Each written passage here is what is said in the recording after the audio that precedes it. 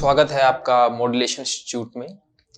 हम आज political science के डोमेन के लिए सीयूईटी के लिए एग्ज़ाम के लिए एक इंट्रोडक्शन देने जा रहे हैं कि हमारी क्या स्ट्रेटजी रहेगी, हम इस कोर्स को कैसे लॉन्च करेंगे और हम इससे कैसे मैक्सिमम आउटपुट निकाल सकते हैं। सबसे पहले हम इस एग्ज़ाम को समझते हैं। इस एग्ज़ाम को सीयूईटी जो नाम दिया गया है, ये एनटीए करवाता है। अब एनटीए जब करवा रहा है तो ये हमसे चाहता है कि हमारे नॉलेज को टेस्ट करना चाहता है, जो पहले बोर्ड एग्जाम्स के नंबर के थ्रू हुआ करता था, लेकिन अब जो है वो एक ऑब्जेक्टिव टेस्ट लेगा। उस टेस्ट के थ्रू हमसे ये हमारी अंडरस्टैंडिंग को, हमारी ऑब्जेक्टिव नॉलेज को चेक करेगा। तो इसके अंदर पेपर में पॉलिटिकल साइंस डोमेन के लिए आपके जो दो बुक्स हैं, एक वर्ल्ड पॉलिटिक्स की, विश्व राजनीति की, और दूसरी इंडियन इंडिपेंडेंस के बाद जो पॉलिटिक्स की शुरुआत हुई उसके बारे में, दोनों बुक मिला के 50 क्वेश्चन आएंगे और 50 में से हमें 40 करने हैं।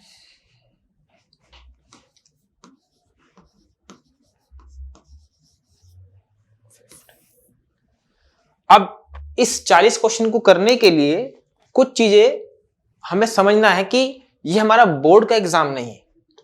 अब आप ये समझो कि एनटीए एक संस्था है जिसको ये बात बताई गई है कि हमें सीयूईटी एग्जाम लेना है, तो उनके सामने एक चीज फिक्स है कि जो एग्जामिनर है उसको एनसीईआरटी की बुक्स दी गई है और वो एनसीईआरटी की बुक से ही क्वेश्चन बनाएगा। लेकिन उस एनसीईआरटी की बुक में जो अंडरस्टैंडिंग है और जो फैक्ट्स हैं और जो कोई वर्ड्स हैं जो आपको या गूगल करना पड़े या अगर आप सेल्फ स्टडी करते हो तो तब उसको स्किप कर जाओ। मान लो आप कोई चैप्टर पढ़ रहे हो, उसमें मार्शल प्लान आया लिखा हुआ और आपने मार्शल प्लान को समझा ही नहीं मार्शल प्लान क्या है, तो वहां तो खाली उसका जिक्र हुआ है, लेकिन आपसे ये उम्मीद की जाती है कि आप मार्शल प्लान आपको पता होना चाहिए कि सीटो क्या है, सेंटो क्या है और कौन सी चीज कैसे घटी। ठीक है, अभी हम इसमें क्वेश्चन पेपर पे भी बात करेंगे कि क्वेश्चन पेपर के थ्रू दिखाएंगे कि क्वेश्चन किस तरह का पूछा जा रहा है, कि अंडरस्टैंडिंग का पूछा जा रहा है, डेटा का पूछा जा रहा है, ये है। ठीक है, और दूसरी बात, इस क्लास के बाद आपको यह समझ में आएगा कि मैं किस बारे में बात कर रहा हूं, कि हमें ऐसी किस तरह की जरूरत है, कि हमें कैसे प्रिपेयर करना है।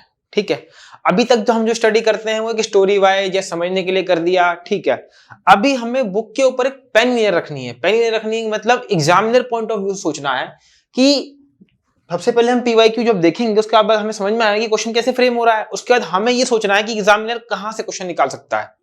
एक होगा आप अपने मॉक के थ्रू देखोगे कि मॉक टेस्ट आप दोगे, ठीक है, लेकिन जो पीवाईक्यू है और जो पीवाईक्यू से आपकी अंडरस्टैंडिंग बनेगी कि हम पीवाईक्यू से कैसे एक्सपेक्ट कर सकते हैं कि क्वेश्चन कौन सा आएगा। जैसे हिस्ट्री की बुक में सीमांत गांधी, यही हिस्ट्री अब आपकी इंडियन इंडिपेंडेंस वाली जो बुक है उसमें एक सीमांत गांधी नाम से वर्ड है, तो वो है खान अब्दुल गफ्फार खां। ठीक है, तो वो सीमांत गांधी मतलब फ्रंटियर गांधी। हुआ क्या कि जो नॉर्थ वेस्ट प्रोविंस था, जो आज की डेट में पाकिस्तान के साथ ये जो जुड़ा हुआ है यहाँ पे, तो यहाँ नॉर्थ वेस्ट प्रोविंस था।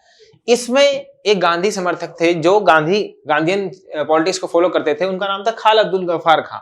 ये पहले ऐसे व्यक्ति हैं जो इंडिया के नहीं थे, लेकिन पाकिस्तान में रहने के बावजूद इनको भारत ने भारत रत्न दिया। ठीक है, तो वहां पर एनसीईआरटी में जिक्र कर रखा है कि सीमांत गांधी कौन थे, तो सीमांत गांधी वहां पर लिखा हुआ खान अब्दुल गफ्फार खां। तो आपको जब हम पढ़ेंगे, जहां तक हो सके तो मैं आपको पूरे फैक्ट बताऊंगा, लेकिन जब हम पढ़ेंगे तो उसे हमें अंडरलाइन करना है और हमें उन अंडरलाइन चीजों को अपना नोट बना के रखना है कि हमें एग्जाम पॉइंट ऑफ व्यू से बुक को पढ़ना है, कि हम कैसे एग्जाम पॉइंट ऑफ व्यू से पढ़ेंगे, एग्जामिनर कहां से कौन सा क्वेश्चन बना सकता है। अभी तक हमने जो पढ़ा है वो एक अंडरस्टैंडिंग के लिए पढ़ा है या बोर्ड एग्जाम्स के लिए पढ़ा है, लेकिन यहां पर आपका नॉलेज चेक होगा और वो आपको एलिमिनेट करने के लिए पेपर बनाया जा रहा है, जिसमें आपको पास नहीं किया जाना है, आपको एलिमिनेट किया जाना है।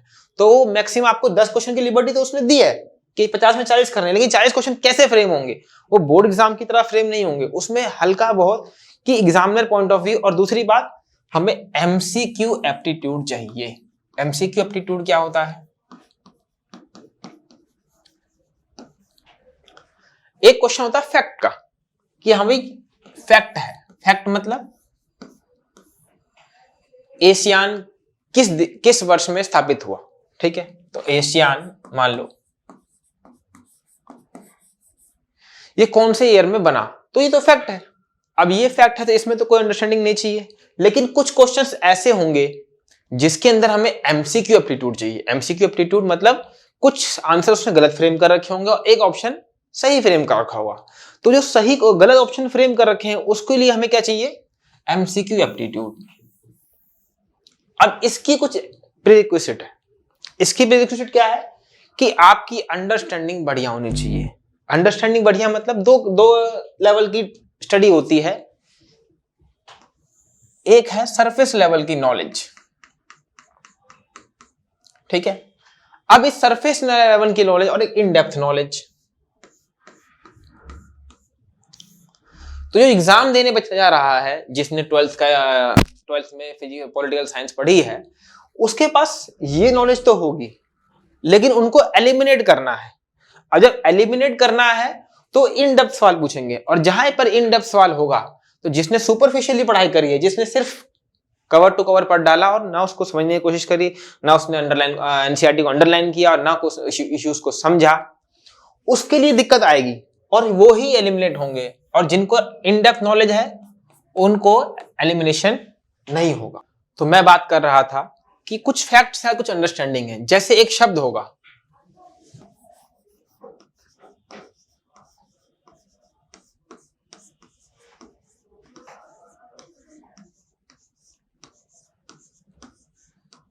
Manhattan project. अब एक क्वेश्चन सिंगल लाइनर बनेगा कि मैनहट्टन प्रोजेक्ट क्या था। उसमें वो 4 ऑप्शन बना देगा आपके लिए।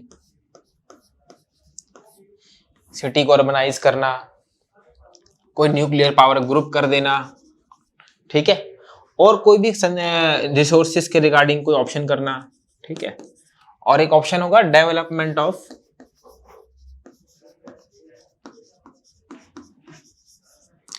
न्यूक्लियर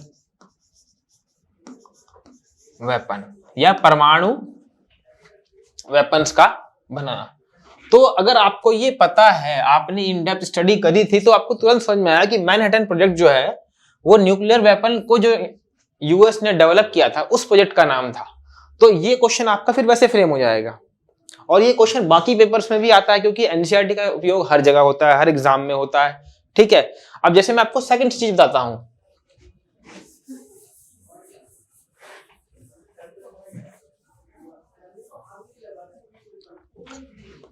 IAEA, इस संगठन का नाम आपने सुन रखा होगा, ठीक है। तो इस संगठन को बनाने का उद्देश्य अमेरिका का था। अब उसने क्या किया, इसके साथ बहुत सारी चीजें जुड़ी हुई है। इसके अंदर एक वर्ड है एडिशनल प्रोटोकॉल।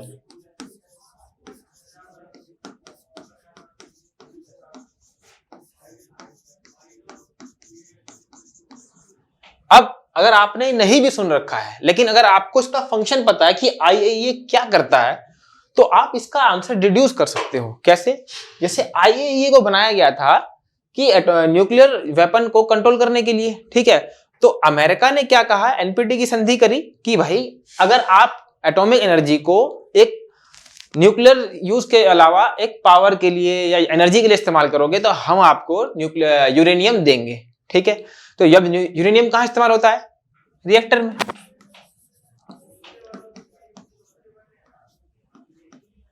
ठीक है। तो अभी क्या है कि ऐसे कुछ डेवलपमेंट है जिसमें यूरेनियम को अगर मैं एनरिच करूं मतलब उसकी प्रॉपर्टीज को बढ़ाऊं, तो वो वेपन ग्रेड बन जाता है। अगर वेपन ग्रेड बन जाएगा तो क्या होगा, वो देश उस यूरेनियम का गलत इस्तेमाल कर सकता है। तो उसके लिए IAEA ने एडिशनल प्रोटोकॉल नाम की एक चीज बना रखी है कि अगर आप इसको साइन करते हो तो आपके जितने न्यूक्लियर रिएक्टर हैं, जितने भी न्यूक्लियर पावर प्लांट है, उनका निरीक्षण IAEA कर सकता है। तो इस तरह से अगर मुझे इसकी अंडरस्टैंडिंग होगी तो मैं यहां से आंसर बना सकता हूं, ठीक है। अब कैसे एक क्वेश्चन बन सकता है कि भारत के कुछ ही न्यूक्लियर रिएक्टर को IAEA चेक करता है और कुछ को नहीं चेक करता है। तो ऐसा क्या रीजन है कि कुछ को चेक करता है, कुछ को नहीं करता है? तो जिस रिएक्टर में यूएस या बाहर से यूरेनियम आ रहा है उसको तो वो चेक करेगा, लेकिन जिसमें हमारा अपना यूरेनियम है, हमारा अपना सोर्स है, उसके अंदर ये चेक नहीं करेगा। तो इस तरह के क्वेश्चंस उसमें बनेंगे। तो ये बात हो गई क्वेश्चंस की। अब हम आते हैं ओवरव्यू पे। ये आपको मैंने अंडरस्टैंडिंग थोड़ी बहुत दे दी, और वर्ड्स में कुछ हिंदी में दूंगा, कुछ इंग्लिश में दूंगा, लेकिन आपको हिंदी और इंग्लिश दोनों वाले को कोई परेशानी नहीं होगी।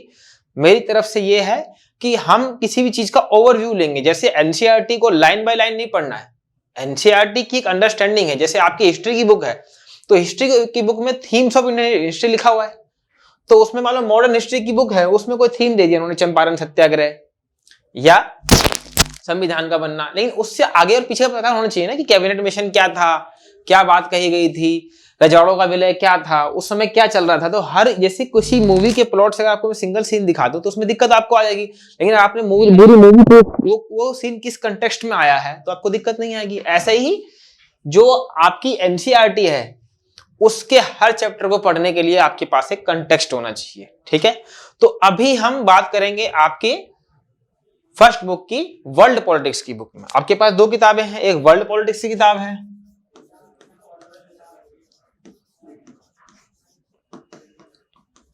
और एक है इंडियन पॉलिटिक्स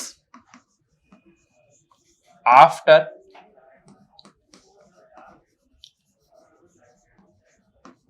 इंडिपेंडेंस, ठीक है। तो अभी जो मैं कुछ चीजें बताऊंगा, अगर मैं अभी आपको समझाऊंगा, हो सकता है आपने उसको ग्लाइड कर दिया होगा पढ़ते वक्त, लेकिन इस क्लास के बाद जब आप इस चैप्टर को पढ़ने जाओगे तो आपको वो मिलेगा, आपको फिर उसको ज्यादा रिलेट कर पाओगे।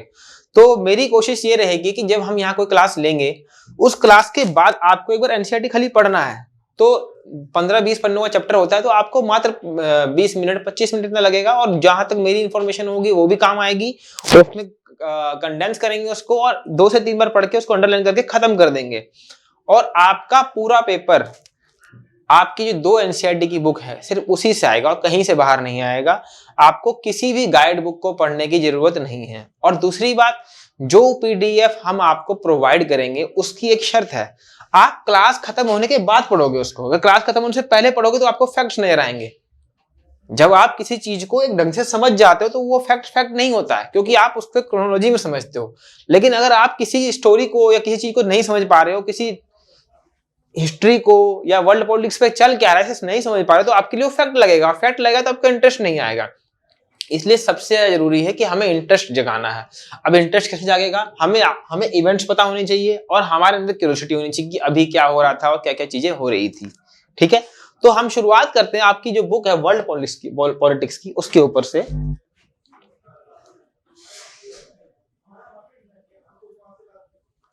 ठीक है, तो अब वर्ल्ड पॉलिटिक्स की तरफ से हम बात करते हैं, ठीक है।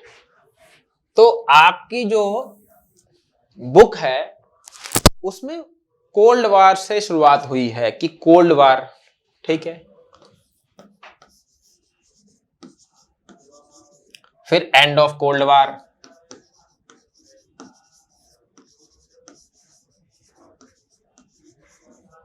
ठीक है। जो हिंदी वाले वो सीधा समझ जाए, शीत युद्ध का अंत। इस शीत युद्ध के अंत के बाद अमेरिका का वर्चस्व, जिसे हिंदी में हम कहेंगे हेजेमनी, ठीक है। उसके बाद सत्ता के वैकल्पिक केंद्र, मतलब अल्टरनेटिव सेंटर ऑफ पावर, ठीक है। इसमें कौन आएंगे? जो नए नए पावर आए। कौन आया? एशियान, यूरोपियन यूनियन, चाइना और यूएसएसआर जो था वो रूस के रूप में आया, तो वो। उसके बाद साउथ एशिया की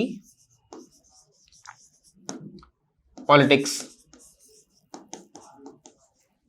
ठीक है।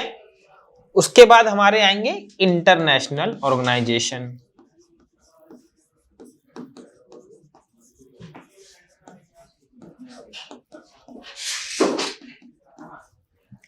और ये सब आपस में लिंक्ड है। अब एनसीईआरटी की एक खास बात है कि एनसीईआरटी जब फर्स्ट टाइम पढ़ोगे तो कुछ बातें लास्ट के चैप्टर से भी रिलेटेड होंगी, इसीलिए आपको स्कूल में टीचर्स दिए गए हैं कि कुछ जब हम इसको पढ़ेंगे तो सोनली इसको नहीं पढ़ेंगे, इसके कंटेक्स्ट में ये भी आएगा, इसके कंटेक्स्ट में ये भी आएगा, वो फर्स्ट रीडिंग जो होती है उसमें ये होता है, लेकिन ये सारे चैप्टर्स आपस में लिंक्ड हैं। तो मैं जो आपको बताऊंगा उस समय हम इंटरलेट करके सब कुछ को पढ़ रहे होंगे। एक इसको सिलोज में नहीं पढ़ेंगे, कोल्ड वार को, शीत युद्ध को, कि सिलोज में क्या है, इसको पढ़ रहे होंगे तो इसके कंसिक्वेंसेस और इसके साथ आगे जो चीजें हो रही हैं उसके साथ जो चीजें बदल रही है, इंटरनेशनल ऑर्गेनाइजेशन कहां से आ गई, इनकी बात चलेगी और कुछ कमियों का जिक्र यहां भी हो जाएगा। ठीक है, तो उस तरह चीजें चलेंगी। उसके बाद लास्ट चैप्टर है ग्लोबलाइजेशन।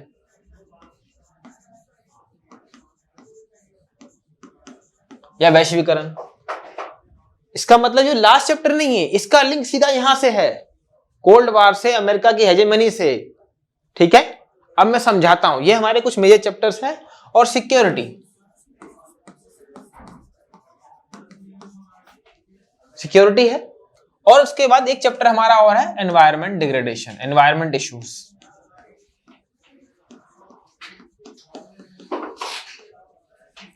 आप ये मान के चलो ये सारे चैप्टर आपस में लिंक्ड हैं और इन सब की बातें एक से दूसरी जगह पे करी जाएगी। तो आज की जो मेन मैं आपसे थोड़ा बेसिक क्लास करूंगा, उस बेसिक क्लास आपको समझ में आया कि सारी चीजें आपस में लिंक्ड हैं और एक बार बुक पढ़ने के बाद ही हम इसको डाइजेस्ट कर सकते हैं। और हमारा मेन काम है एग्जाम को क्लियर करना, और एग्जाम को क्लियर करने के साथ हमें बुक को डाइजेस्ट करना है। और आगे बताता हूँ किस किस तरह के क्वेश्चन जो है कि हमें कौन से फैक्ट करने हैं, किस में अंडरस्टैंडिंग लेनी है। और जितनी अंडरस्टैंडिंग हमारी अच्छी होगी, जितना हमें थोड़ा कॉम्प्रिहेंसिव नॉलेज होगी, उतना ज्यादा हमें क्वेश्चन सॉल्व करने में आसानी होगी। ठीक है, वहां पे 1 मिनट होता है, तो 1 मिनट में क्वेश्चन ऐसा फ्रेम करता है कि अगर आपको आंसर पता है तो आप तुरंत निकाल लोगे, और आंसर नहीं पता है तो कंफ्यूज होते रहोगे। ठीक है, क्योंकि वहां पे आपको बहुत मिनिमम टाइम दिया जाता है, तो उसी में सॉल्व करना था क्वेश्चन जरूर। ठीक है, अब मैं इससे शुरुआत करता हूँ, कोल्ड वार से। ये तो मैंने चैप्टर्स के नाम बता दिया आपको। ठीक है, आगे क्लासेस पहले हम इसे खत्म करेंगे। और इंडियन पॉलिटिक्स का सब्जेक्ट कंपैरेटिवली इससे आसान है। ये थोड़ा बच्चों को मुश्किल लगता है क्योंकि इसमें इंटरेस्ट जगाना पड़ता है और ये सब आपस में लिंक्ड है। तो हम कोशिश करेंगे इसको लिंक करके पढ़ाने की।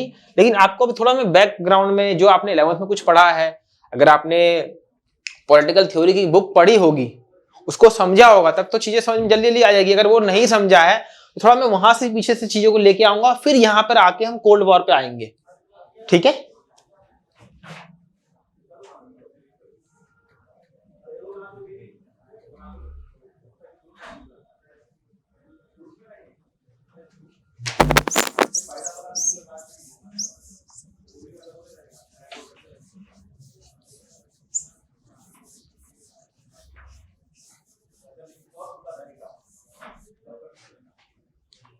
ठीक है। अब हम अपनी स्टोरी की शुरुआत करेंगे वर्ल्ड वॉर से, और वर्ल्ड वॉर से पहले के सिस्टम पे हुआ क्या।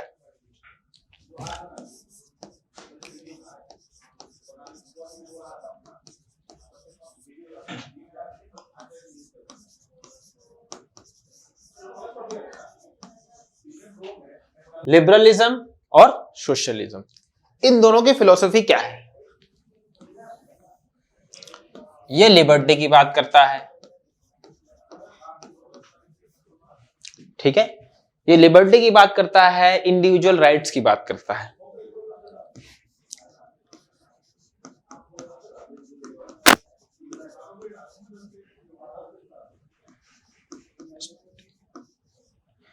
यह मिनिमम स्टेट की बात करता है। मिनिमम स्टेट मतलब स्टेट का रोल कम से कम होना चाहिए।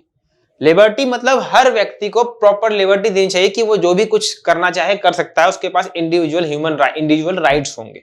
राइट्स के बारे में बात करता है। मिनिमम स्टेट के बारे में बात करता है। इसी के साथ ही ओपन मार्केट के बारे में बात करता है, और ये कहता है कि ये बेस्ट वे ऑफ लिविंग है, लिबरलिज्म। ठीक, इसको आज की डेट में इसको वेस्ट बोल सकते हैं कि वेस्टर्न फिलोसफी है। वो लिबर्टी की बात करता है, मिनिमम स्टेट की बात करता है, और ओपन मार्केट की बात करता है कि स्टेट का इंटरवेंशन कम से कम होगा। ठीक है, और ये इंडिविजुअल प्रॉपर्टी की बात करता है।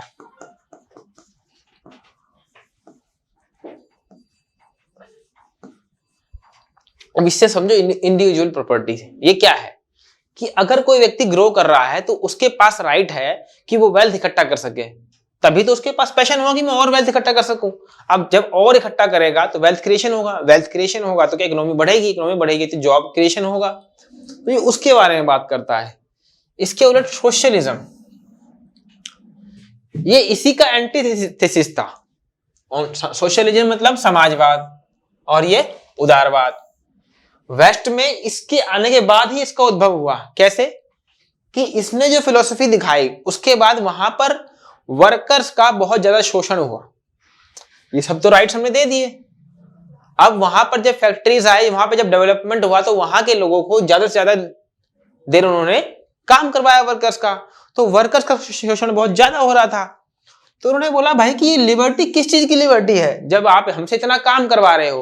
तो उन्होंने बोला ये लिबर्टी जो होगी वो पॉलिटिकल लिबर्टी होगी। और इसके बाद जो इकोनॉमिक इनइक्वालिटी आएगी, जो भेदभाव क्रिएट होगा समाज में कि बड़ा वर्ग छोटा वर्ग, वो जस्टिफाइड होगा। जबकि सोशलिज्म ने बोला कि नहीं, ये नहीं चलेगा, हमें इस फिलोसफी को रिजेक्ट करते हैं और हम नई फिलोसफी की बात करते हैं। ये इक्वालिटी की बात कर रहा है। और इक्वालिटी मतलब समानता, ये समानता की बात कर रहा है। समानता में कौन सी समानता? इसने पॉलिटिकल इक्वालिटी की बात करी, ये कह रहा है socio economic equality. Socio economic equality,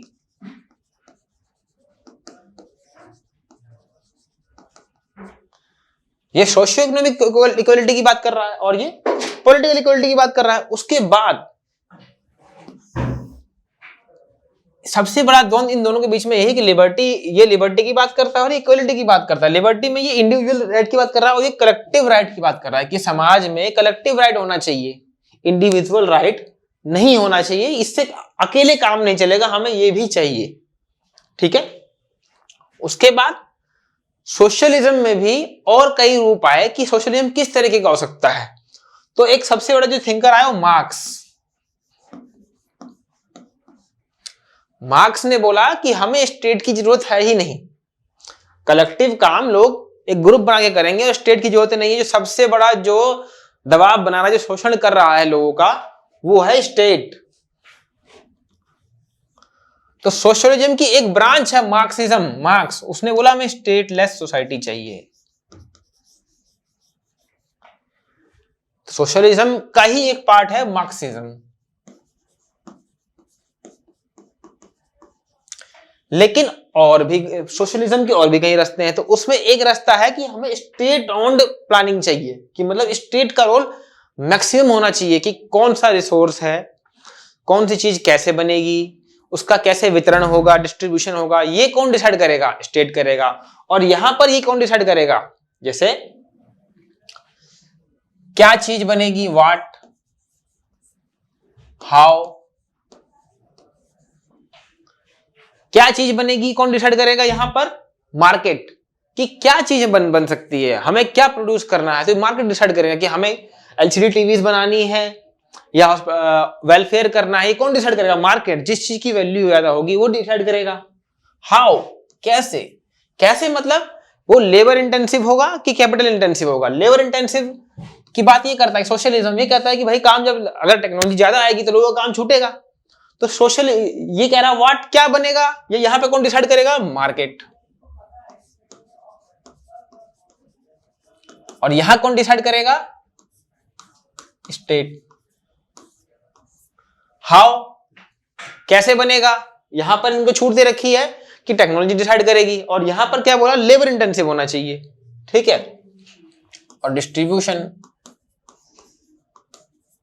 जो भी चीज बनी वो डिस्ट्रीब्यूट कैसे होगी? तो यहां पर उन्होंने क्या बोला? जिसकी जैसी क्षमता होगी, जो जितना कमा सकता है उसको उस हिसाब से मिलेगा। डॉक्टर उसको ज्यादा तनख्वाह होगी, इंजीनियर उसकी ज्यादा तनख्वाह होगी, लेबर कम तनख्वाह होगी। तो हर किसी को अपने स्किल के हिसाब से मिलेगा। जबकि यहां पर ऐसा नहीं बोल रहे हैं, ये इकोनॉमिक इक्वालिटी की बात कर रहे हैं कि इकोनॉमिक इक्वालिटी होनी चाहिए, सबको बराबर मिलना चाहिए, चाहे वो किसी तरह का काम कर रहा हो। और वो स्टेटलेस सोसाइटी की बात करता है। तो ये तो बात हो गई लिबरलिज्म की और सोशलिज्म की। ठीक है। अब इससे हम आगे थोड़ा बढ़ते हैं।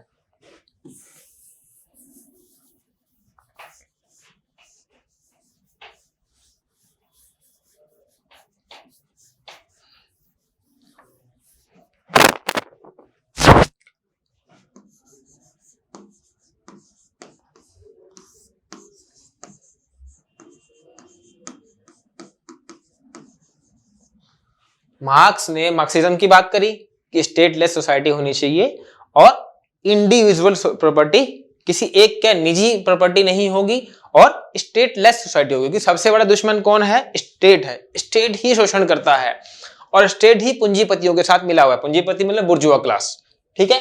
तो ये मार्क्सिज्म की बात ये बोली इसने। अब ये मार्क्सिज्म पहली बार जो कहीं पे ढंग से इंप्लीमेंट हुआ वो हुआ रूस में।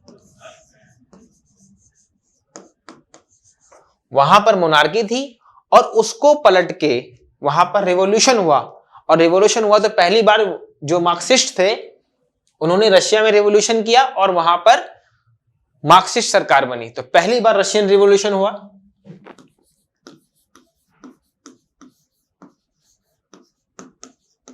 और मार्क्सिज्म पहली बार किसी स्टेट में फॉलो हुआ तो वो रशिया था, ठीक है।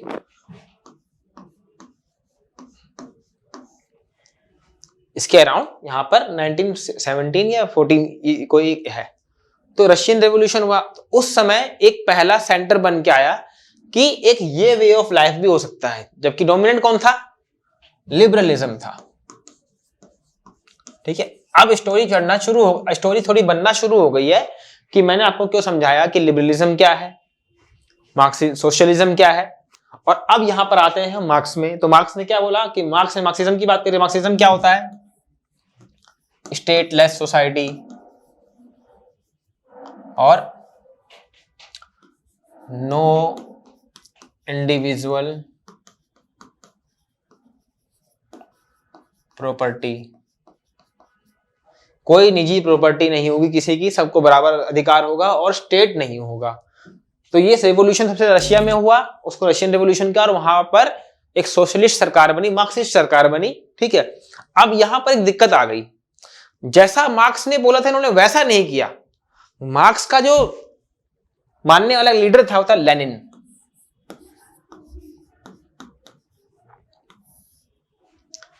लेनिन ने क्या किया? मार्क्सिज्म तो लाया, लेकिन मार्क्सिज्म लाने के बाद उसने एक पार्टी बनाई, कम्युनिस्ट पार्टी, और सारा रोल उसको दे दिया।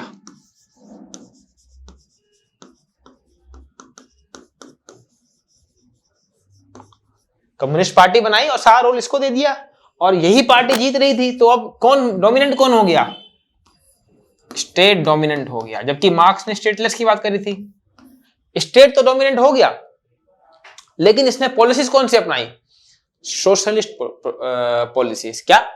अब सोशलिस्ट पॉलिसी मतलब क्या बनेगा, व्हाट, कैसे बनेगा और कैसे डिस्ट्रीब्यूट होगा, ये चीज किस किस बिहाफ पे डिसाइड करी गई? सोशलिस्ट बिहाफ पे, कि क्या बनाएंगे, कैसे बनाएंगे और डिस्ट्रीब्यूट कैसे होगा, बनाने का तरीका कैसे होगा, लेबर इंटेंसिव होगा कि कैपिटल इंटेंसिव होगा, ये कौन डिसाइड करेगा? स्टेट डिसाइड करेगा। तो सबसे पहले यहां पे इन्होंने लेनिन ने यहां पर रशिया में शुरू किया, ठीक है। तो हम क्वेश्चंस की बात करते हैं कि क्वेश्चंस पहले कैसे पूछे गए हैं, ठीक है। उन क्वेश्चंस को हम डिस्कस करेंगे, इस तरह से हमें तैयारी करनी है। अब जैसे क्वेश्चन देखो, पहला क्वेश्चन सीयूटी में क्या पूछा गया है? Arrange the following in chronological order, कि कौन सी घटना पहले हुई कौन सी बाद में हुई। तो अभी आपको मैंने समझाया वो क्वेश्चन क्या है, सोवियत इन्वेजन ऑफ अफगानिस्तान। जब सोवियत यूनियन बना होगा तभी तो वॉर किया होगा, तो मतलब सोवियत यूनियन बनने के बाद का है। फॉल ऑफ बर्लिन वॉर, ये लास्ट की, ये तो कोल्ड वॉर बनने के बाद खत्म हुआ, तो मतलब ये पहले हुआ होगा, ये बाद में हुआ होगा, ठीक है। और इसके बाद ये हुआ है डिसइंटीग्रेशन ऑफ सोवियत यूनियन। फिर क्या है? रशियन रिवॉल्यूशन और वार्सो पैक्ट। वार्सो पैक्ट किसने बनाया था? रशिया ने। वो भी कब? सोवियत यूनियन बनने के बाद। लेकिन पहला काम कौन सा हुआ है? Russian revolution. ये बनने के बाद ही तो रशिया में सरकार बनी सोशलिज्म की। इसका मतलब क्या हुआ? सबसे पहली घटना ये हुई। अब देखो पूरे ऑप्शन में डी सबसे पहले कहां है, तो डी सबसे पहले यहां पर है और इसमें। अब डी के बाद आ रहा है यहां पर ई आ रहा है और यहां पर सी आ रहा है, और सी तो हो नहीं सकता कि सीधा रशियन रेवोल्यूशन हो, रशियन के बाद सी तो नहीं हो सकता ये। डी के बाद क्या आएगा? ई, वार्सो पैक्ट बनाया होगा उसने। तो आंसर क्या आ गया हमारा? ऑप्शन 2, ठीक है। आगे बढ़ते हैं।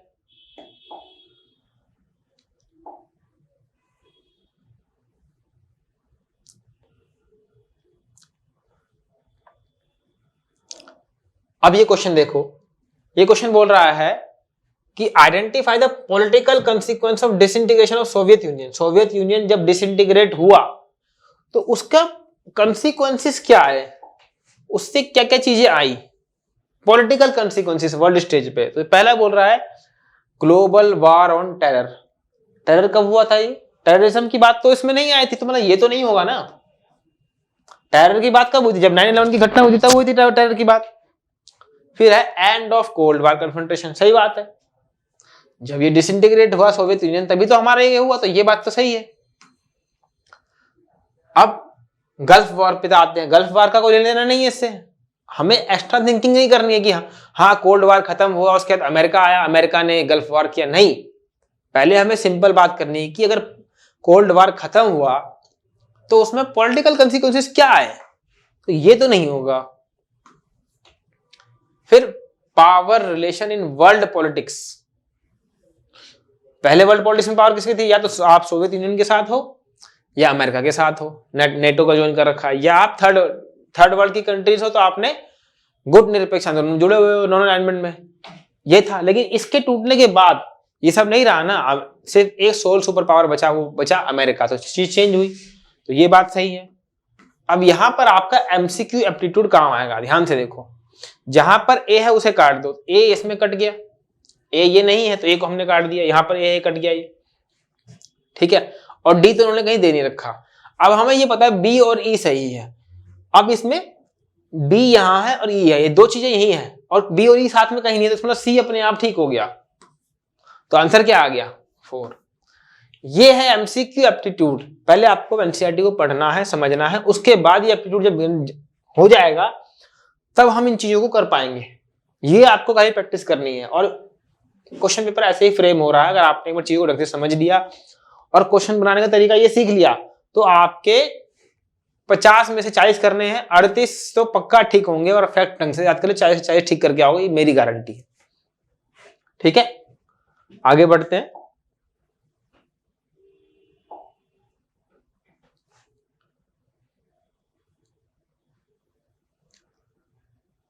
अब बोल रहा है which one of the following statement about Berlin wall is false. Berlin की जो दीवार गिरी या बर्लिन की दीवार के बारे में गलत बात क्या है? अब देखो क्या बोल रहा है, it was built during the cold war. ये तो सही बात है, वो हमसे क्या पूछ रहा है, ये ध्यान रखना है, वो हमसे फॉल्स पूछ रहा है। तो पहले ये तो सही बात है, it symbolize the division between capitalist and communist world. Capital world में और कम्युनिस्ट वर्ल्ड में जो डिवीजन था इसकी उसके बारे में बताता है, ये भी सही बात है। It mark the unification of the two parts of Germany. Germany के दो पार्ट को जोड़ रहा था। अरे ये बात तो गलत है, बर्लिन वाल ने क्या किया था, जर्मनी को तोड़ा था, और ये बात तो गलत है, जो गलत बात है वही सही है। इसका मतलब हमारा आंसर सही क्या है, ये है फॉल्स स्टेटमेंट।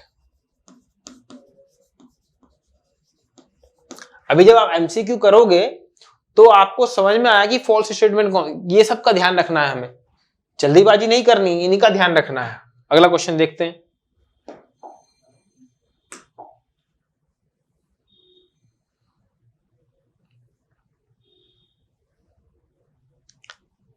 अब ये क्वेश्चन जो है सारे अमेरिका के ऑपरेशंस हैं, ठीक है, और ये किस साल में हुआ है, तो ये क्वेश्चन मैं बोल सकता हूं फैक्ट बेस्ड।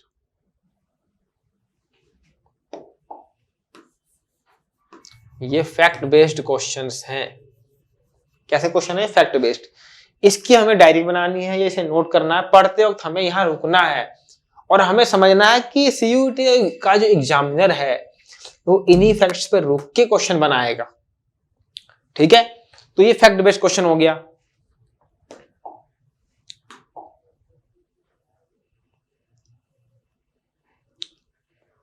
अब ये देखो फिर से fact based question, who was the general secretary of the Communist Party of Soviet Union in 1985। पूरा फैक्ट बेस्ड क्वेश्चन।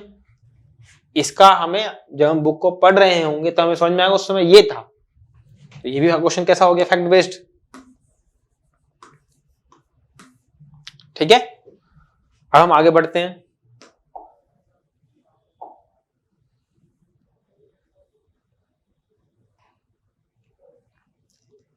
ये देखो arrange the following events in the correct sequence. फिर से क्या आ गई? क्रोनोलॉजी।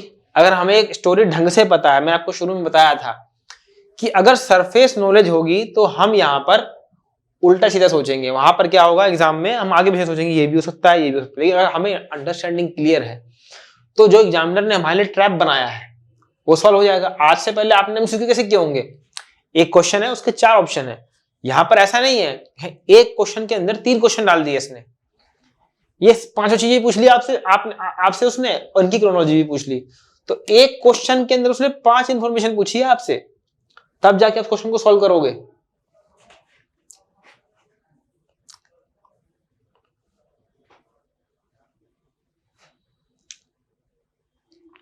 अब to introduce a market economy in 1970 China did not adopt. China ने क्या अडॉप्ट नहीं किया? अब ये कैसा क्वेश्चन हो गया? ये हो गया कॉम्प्रिहेंसिव क्वेश्चन की उस स्टोरी लाइन में हमें समझना है कि चाइना 1990 से पहले 70 में ही यहां पर ही अपनी इकोनॉमी को मार्केट इकोनॉमी में कर दिया था। मार्केट इकोनॉमी मतलब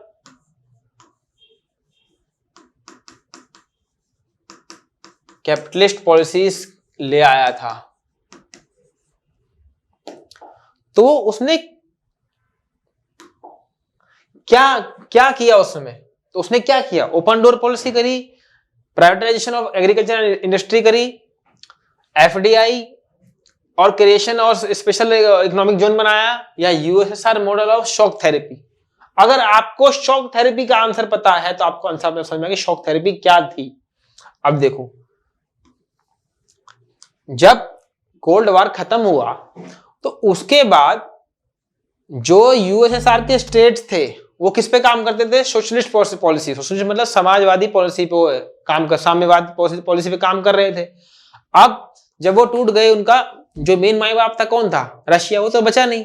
तो अमेरिका ने अब ये बोला इन सारी कंट्रीज के ऊपर हम अब किसके कौन सी पॉलिसी लेंगे? हम उदारवादी पॉलिसी, कैपिटलिस्ट पॉलिसी लगाएंगे हम।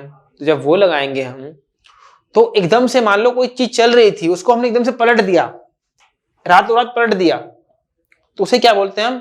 शॉक देना। उसी को नाम दिया मैंने शॉक थेरेपी। लेकिन चाइना ने ये काम नहीं किया था। चाइना ने ग्रेजुअल वे में अपनी इकोनॉमी को खोला था। चाइना भी पहले क्या था? सोशलिस्ट स्टेट था, लेकिन उसने धीरे धीरे अपनी इकोनॉमी को खोला। एकदम से पूरा नहीं खोल दिया कि हाँ भाई जो मर्जी पॉलिसी लगाना लगा लो, जो पश्चिमी देशों में होता है, जो वेस्टर्न कंट्रीज में होता है वही चाइना में होगा और सारी चीजें उस तरीके से होंगी, ऐसा नहीं। उसने फिक्स किया कि भाई ये चीजें ऐसे सॉल्व होंगी, हम धीरे धीरे कैपिटलिज्म की तरफ जाएंगे और कैपिटलिज्म की सारी बातें नहीं लेंगे, जो उनके फेवर में होगी वो लेंगे। इसलिए चाइना कोलैप्स नहीं किया। इसलिए क्वेश्चन ये बना है यहाँ पे, इस क्वेश्चन का औचित्य ही यही है कि चाइना ने ऐसा क्या किया 1970 में। तो जब हम चैप्टर को पढ़ेंगे तो वहां तो समझ में आएगा, लेकिन यहां पर कॉम्प्रिहेंसिवली हमें पढ़ना बहुत जरूरी है।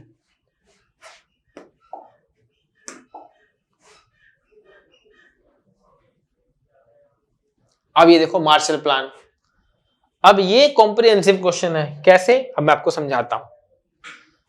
अभी आपको मैंने पूरा ढंग से तो नहीं बताया, थोड़ा थोड़ा ओवरव्यू दिया है। लेकिन जब वर्ल्ड वॉर 2 खत्म हुआ, उसके बाद ब्रिटेन की स्थिति तो नहीं रही कि वो वर्ल्ड ऑर्डर को चला सके। तो अब सारा काम किसने हाथ में ले लिया? अमेरिका ने। तो अमेरिका ने जब ले लिया तो अब उसको स्थिति अपनी तरह से बनानी थी, ठीक है। तो उसने ब्रेटन वुड्स नाम की जगह पे कॉन्फ्रेंस किया और वहां पर कुछ संस्थाएं बनाई गई जिसका नाम ब्रेटन वुड कॉन्फ्रेंस हुआ।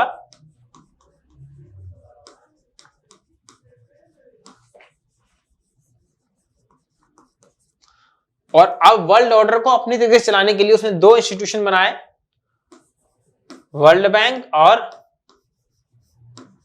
आईएमएफ। जब इंस्टीट्यूशन और पढ़ेंगे तो वहां से ज्यादा समझ में आएगा हमें कि ये क्या करते हैं। अभी आपको मैं सिंपली बताता हूं कि ये यूरोप को रीस्ट्रक्चर करने के लिए, यूरोप को दोबारा से बनाने के लिए उसने इन संस्थाओं को लागू किया।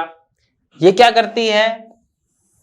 आईएमएफ जब किसी का बैलेंस ऑफ पेमेंट खराब हो जाता है, मतलब दुनिया में चीजें किससे चलती है, कोई उस समय डॉलर को उसको आगे बढ़ाना था कि हर जगह डॉलर एक्सेप्टेबल हो सके, उसके लिए इसने आईएमएफ बनाया। और लोगों को कर्ज देने के लिए, जब हम किसी को कर्ज देते हैं तो अमेरिका ने जिसको भी कर्ज दिया उसके साथ कुछ शर्तें रखी कि आप अपनी इकोनॉमी को खोलोगे, आप अपने यहाँ पे डेमोक्रेसी लाओगे और भी कुछ शर्तें रखी, ठीक है, ताकि किसका इंटरेस्ट पूरा हो सके, अमेरिका का नेशनल इंटरेस्ट पूरा हो सके, इसके लिए इंटरेस्ट बनाए गए। तो उस समय वर्ल्ड बैंक सबसे जरूरत किसको थी, ब्रिटेन और बाकी वेस्टर्न यूरोपियन स्टेट्स को पैसों की जरूरत थी, क्योंकि वो युद्ध में सब कुछ हार चुके थे, जीत कर भी हार चुके थे। तो इनको जो लोन दिया उसका नाम था मार्शल प्लान।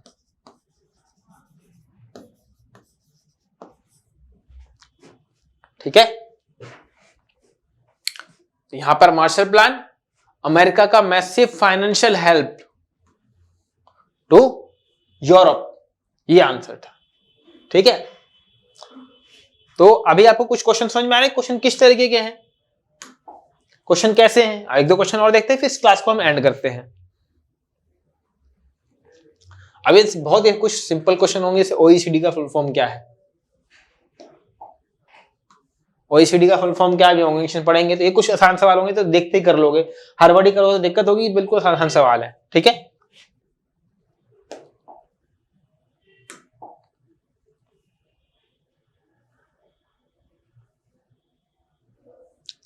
एशियान कब बना था, फैक्चुअल सवाल है, ये फैक्चुअल सवाल है, इसमें कोई दिक्कत नहीं होगी। हम इसकी लिस्ट बनाएंगे कि हमें कहां रुकना है, कौन सा फैक्ट है, कौन सा कॉम्प्रिहेंसिव है। दो ही क्वेश्चन आएंगे, तीन तरह के क्वेश्चन आएंगे, एक बिल्कुल प्योर फैक्ट। ठीक है, आप खुद ही सोचो कि अगर आप एनटीए एग्जामिनर हो और आपको जो एक बॉडी ने टास्क दिया कि आपको बच्चों को चेक करना, ऑब्जेक्टिवली चेक करना है, तो आप क्या करोगे, उसी बुक से क्वेश्चन पेपर बनाना है।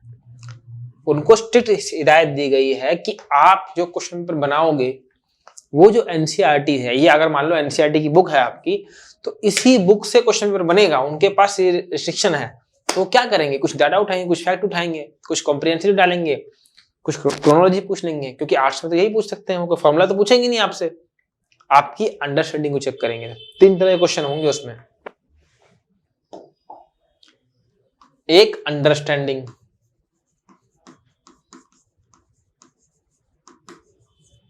अंडरस्टैंडिंग किस चीज की, इवेंट्स की, उसकी वजह से कंसीक्वेंस क्या आया, क्या क्या दिक्कत आई, क्या क्या उससे प्रभाव पड़े, इवेंट्स और कंसीक्वेंसेस और पॉलिसीज। ठीक है, एक क्वेश्चन आपका बनेगा फैक्ट के बारे में। ठीक है, कौन सा ऑर्गेनाइजेशन किस साल में बना, यही सब चीजें, कि भाई उस समय जनरल सेक्रेटरी कौन था, लेकिन उसके लिए भी आपको 10 क्वेश्चन की छूट दी गई है।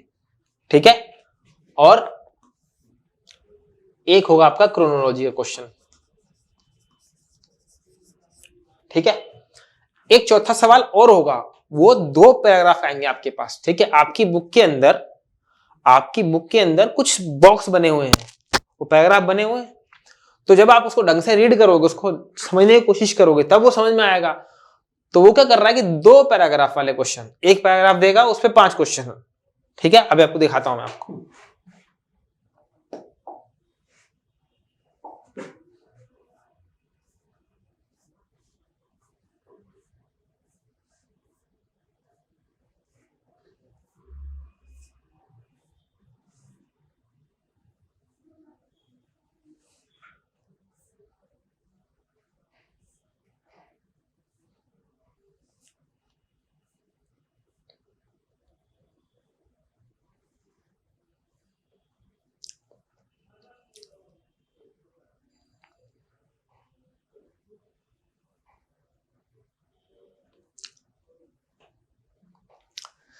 अब ये क्वेश्चन देखो, ये एक छोटा सा पैराग्राफ डाल दिया इन्होंने, उसके बाद अब ये एक पैराग्राफ कोई हिंदी का पैराग्राफ नहीं है कि आपने इस पैराग्राफ को पढ़ा, इसका आंसर आ गया।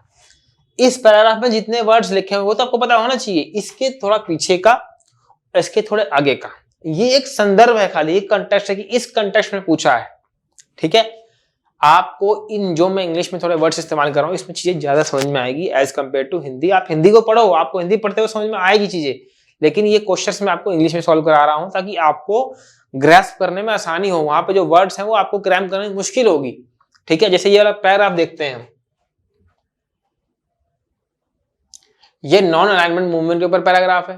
ठीक है, उस पर एक क्वेश्चन ये पूछा, ये क्वेश्चन है तो इसमें नॉन अलाइंड कंट्रीज, तो पहले सवाल पूछ दिया कि इनमें से कौन सा नॉन अलाइंड कंट्रीज का पार्ट नहीं था। तो यहां पर ध्यान से देखो, Pakistan, Sri Lanka, India, north Korea. अभी ध्यान से देखो, नॉर्थ कोरिया को किसने अपने अंडर में लिया था? यूएसएसआर, सोवियत संघ ने। तो ये तो नहीं होगा। आपकी अंडरस्टैंडिंग सॉल्व हो गया वाला क्वेश्चन। आगे देखो,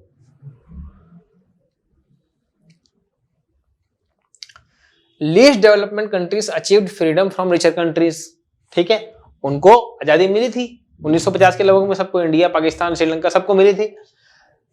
identify the correct form of freedom. Freedom का करेक्ट फॉर्म क्या है यहाँ पर? तो यहां पर फ्रीडम का करेक्ट फॉर्म क्या है? जब आजादी पॉलिटिकल मिल गई आपको, अब जो बेचारे भूखे लोग थे, जो गरीब लोग थे, उनको गरीबी से ऊपर उठाना, तो कौन सी आजादी होगी? वो होगी इकोनॉमिक आजादी। इस पैराग्राफ को पढ़ोगे ज्यादा समझ में आएगा कि मैं आपको समझा रहा हूं। ठीक है,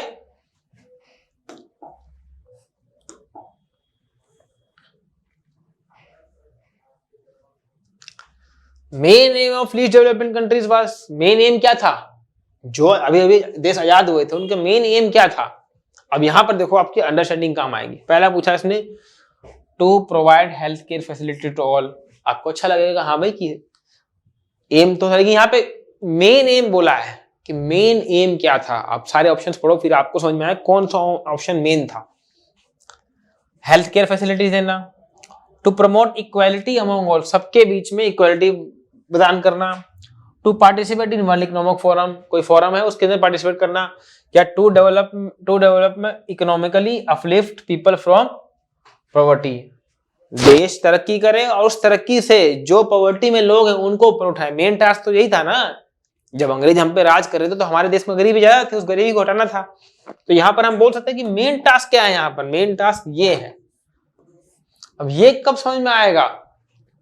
जब आपको डीप अंडरस्टैंडिंग होगी क्रोनोलॉजी की, इवेंट की, कि हमें उसमें पूछ क्या रहा है क्वेश्चन में।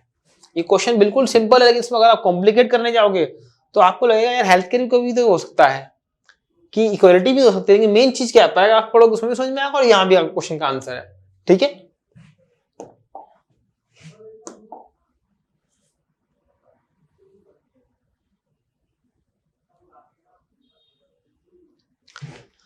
The countries that were categorised as least developed country, ऐसी कंट्री जिसको एलडीसी बोला गया, कि लीस्ट डेवलप्ड कंट्रीज बोला गया, वो कौन सी कंट्रीज थी? तो बोल रहा है army rule countries, non aligned countries, western block countries, eastern block countries. Western वाले तो कौन थे? नेटो वाले थे। ईस्टर्न ब्लॉक वाले कौन थे? वार्सो पैक्ट और यूएसएसआर वाले कंट्रीज थे। आर्मी रूल कंट्री है तो तुक बनता नहीं है, तो यहां पर आंसर क्या बन गया आपका? नॉन अलाइंड कंट्रीज, जिसको इंडिया ने इकट्ठा किया था कि ये किसी भी गुट की तरफ नहीं जाएंगे। अब इसका मतलब ये नहीं कि इनका जो वर्ल्ड में इशू चल रहा है उससे लेना देना नहीं है, ये मध्यस्थता की बात करेंगे, युद्ध नहीं होने देंगे, उस तरह की बात करेंगे ये लोग। नॉन अलाइंड यहाँ पे लिटरल मीनिंग नहीं ले रहे हैं गुट निरपेक्षता, मतलब कि भाई तुम जियो मरो, ये दोनों आपस में लड़ रहे हैं, हमें इनसे कोई मतलब नहीं है और हम अपनी पॉलिसी चलाएंगे, हम खुद गरीब हैं, हम अपना नेशनल इंटरेस्ट संभालेंगे। नहीं, ऐसा नहीं था।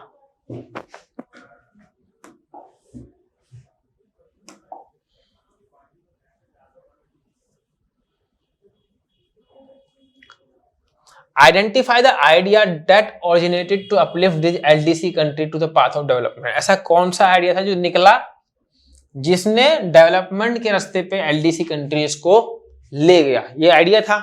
ठीक है, अभी पैराग्राफ पढ़ ही लगते हैं एक बार। Non aligned countries for more than merely mediators during Cold War, the challenge for the most of the non aligned countries, a majority of them were categorised as LDCs, was to be more developed economically